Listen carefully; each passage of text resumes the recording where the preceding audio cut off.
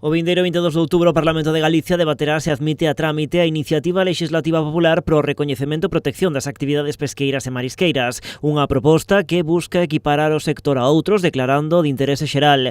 Esta mañá a Plataforma en Defensa da Ría de Arousa saiu en apoio desta proposta, reivindicando que se trata dun documento esencial pro futuro do sector. É o piar para que subsista no século XXI o sector do mar, porque o resto dos sectores da economía están en un estatus legal superior na actualidade, o de ser de interese xeral.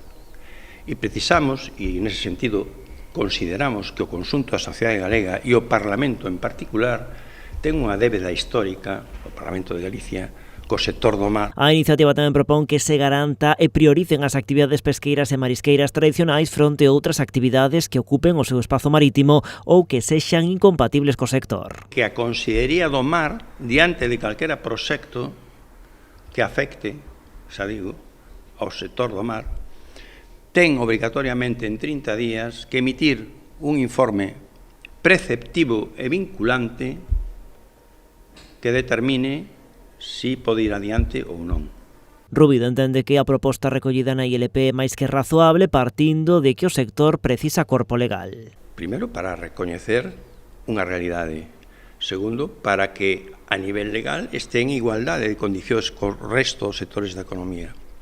E terceiro, para xerar unha senda de futuro. A iniciativa conta co apoio de todos os alcaldes de Arousa, dos concellos que aprobaron en pleno apoiar a proposta, dos sindicatos CIGA, Comisión Sobreiras e UGT, das asociacións de mulleres do mar, do sector bateiro e da Federación Galega de Confrarías. Un apoio amplo e transversal o que agora agardan sumar o do Parlamento galego. A sensación que temos é positiva, non? O sea, non se nos pechou ninguna porta.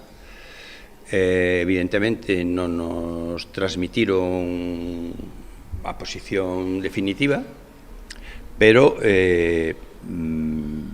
a nosa sensación é que as nosas argumentacións non tiveron resposta. Iso sí, confían en que o apoio dos grupos parlamentarios para que siga adiante a súa tramitación non se traduza nun baleirado de contido desta iniciativa polo bendín do futuro do sector.